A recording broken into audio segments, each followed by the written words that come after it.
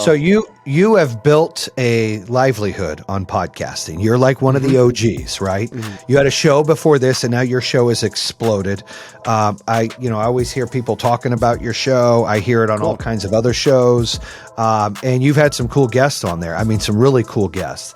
But talk about, you mentioned to me before the show. Talk about what intrigued you to really want to get into podcasting, and then talk about some of the most interesting interviews you've had that are just really high level, where if people listen to your show, they're going to get that kind of entertainment. Yeah, look, I got into podcasting originally, and this is like 2006, because I wanted to get into, I was teaching a class, like an elective class in law school about networking, and nobody showed up, so we decided to have the class at a bar because it was at least air conditioning in there, and it was like 4 people.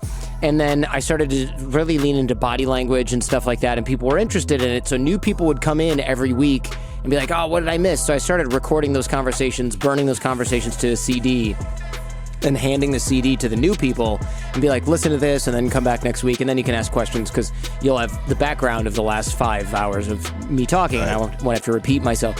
Well, what happened was people were like, oh, I kept the CD. And then I started charging for the CDs, thinking that would do it. And they're like, oh, I want 5 of these. 1 for my roommate, 1 for my brother, 1 for my cousin, 1 for my... And I'm like, I'm not going to get rich selling CDs. The point is I want the CDs back. But then I realized my lectures, that's overstating it. Me talking in this bar with bad sound and no microphone, just on it was a mini disc player that I was using to record.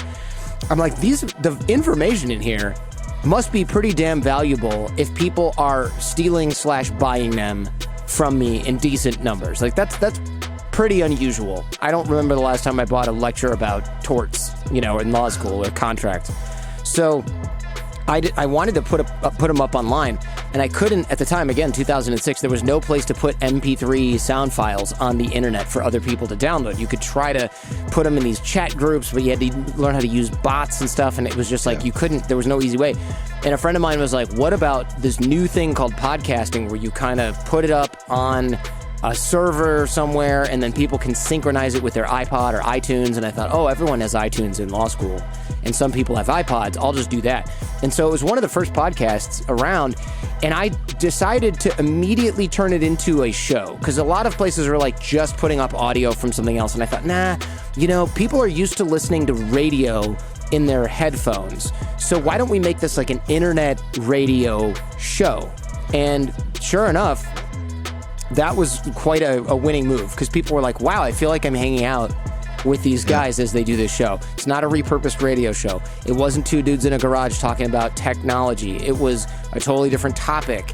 And it was like we would drink during it, which nobody else was doing. I mean, it was a whole sort of mix of things that now seems really pedestrian and like, oh, so you had drinks during your podcast? Woo-wee, how revolutionary. But at the time, nobody was doing that. And really was, it's funny how low the bar was back then.